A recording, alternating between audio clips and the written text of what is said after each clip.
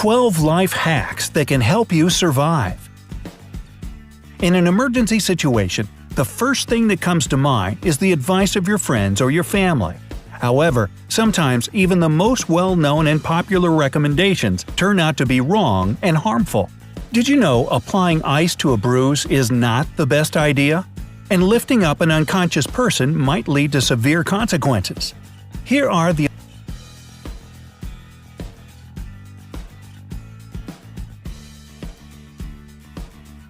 12. Dealing with a foreign object in the eye. First things first, if there's something in your eye like a piece of glass, don't do anything yourself. Have someone drive you to the hospital.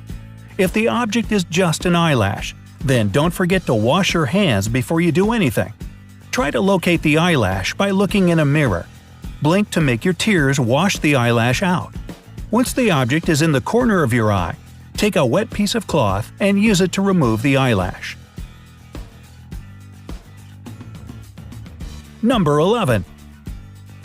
Applying ointments to a wound.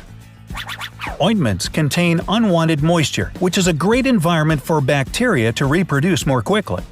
The best thing you can do is clean the wound in cool water with soap and put a dry bandage on it. You will see that the wound will heal more quickly. Number 10. Rubbing a person with a fever with alcohol or vinegar.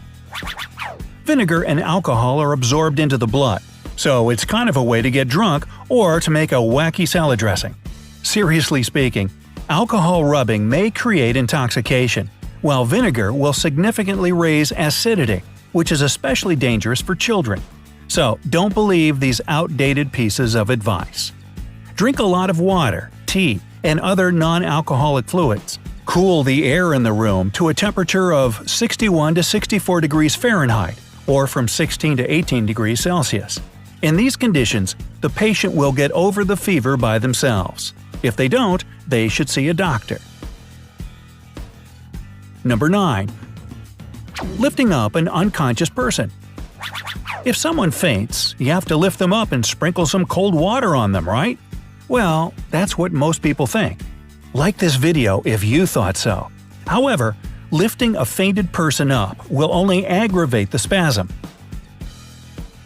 What you should do is lift their legs up, unbutton any tight pieces of clothing, and don't let them stand up right after they come around.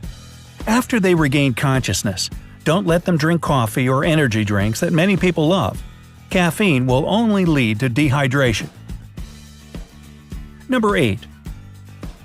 Treating burns with butter or sour cream. Many people believe that this method is effective only because it relieves pain.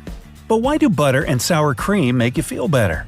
The thing is, we keep them in the fridge, so when we put them on a burn, they're cold. The danger is, though, that butter and sour cream dry your skin and disrupt thermal exchange. This results in heat having nowhere to go but deeper into the skin, causing even more damage. What you should do is hold your hand in the cool water for 15 minutes. This will help with the pain. Do you know why blisters appear on the burnt spot? In our bodies, everything happens for a reason. Blisters protect the wound from infection. Removing the protective layer may lead to festering. Number 7. Setting a bone on your own. Are you a professional trauma surgeon? If not, you should never set a dislocated joint on your own, no matter how cool or brutal that looks in the movies. It may result in additional injuries and the resulting litigation. The best course of action would be to immobilize the injured limb and go to the hospital as soon as possible. Bandage the limb in a comfortable position, immobilizing not only the place of possible fracture, but also the two closest joints as well. Number 6. Applying warmth to a sprain. When your muscles are sprained, a warm cloth won't help. On the contrary, heat will strengthen the blood flow, leading to a more severe swelling. In the first days after the injury, apply cold. It will lessen the inflammation and kill the pain. Try to use the sprained limb as little as possible for at least the first 48 hours. Number 5. Making yourself vomit in case of poisoning. The standard recommendation for poisoning is to make yourself vomit. It might sound reasonable, but actually it's strictly prohibited. First of all, the poison can get into the lungs and damage them. The second problem is that if someone was poisoned with some chemicals, vomiting doubles the chance of burning your throat. Finally, it might be very difficult to stop vomiting once it starts. So this can lead to dehydration and even more severe consequences. In this situation, the only smart thing you can do is call the ambulance as fast as possible. Number 4. Rescuing a drowning person.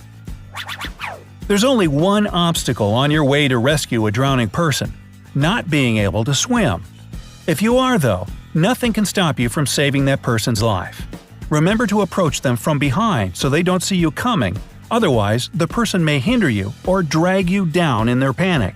After you've approached the person, grab them under the armpits or by the chin and move to the shore, keeping their head at your belly. Number 3. Pulling out objects from wounds. Now, you can pull a splinter from a finger or a small glass shard from your hand, but you must never try to pull out objects from serious wounds. Even doctors keep them in place until the patient is in surgery. The thing is, while the object is inside the wound, it doesn't let the bleeding start. So, until you are under professional supervision, don't do anything, not even touch the object. The only thing you can do is put some alcohol on the wound, but you must be ready for the wound to hurt very much. Ah! Whoa, that's a splinter. No matter how scary a knife in a leg looks like, don't try to be a hero and just go to the hospital. Number 2. Applying ice to a bruise. There is nothing actually wrong with treating a bruise with ice, but most people do it wrong. You shouldn't apply ice directly to the skin if you don't want to get a cold burn. Instead, put a cloth between your skin and a pack of ice. However, even using a cloth doesn't mean there is no risk of being burnt. That's why you should put ice for a maximum of 20 minutes at a time and then take a 90-minute break. If for some reason you don't have a cloth you can use, don't use ice at all. Believe us, you'd prefer to have a bruise rather than a cold burn. Another thing you should know is that there is no point in using ice 48 hours after the injury. And number 1. Using stitches to close cuts. It's not wrong to use stitches. In most cases, it's the only way to close a wound. But putting stitches is a long and painful procedure which requires removing the stitches after the wound heals. So, in some cases, a less brutal thing might work. Skin glue. Skin glue is very quick and virtually painless. Wash the wound with cold water before using glue. Then, stop the bleeding by pressing the wound. Close the edges of the wound and put skin glue along it.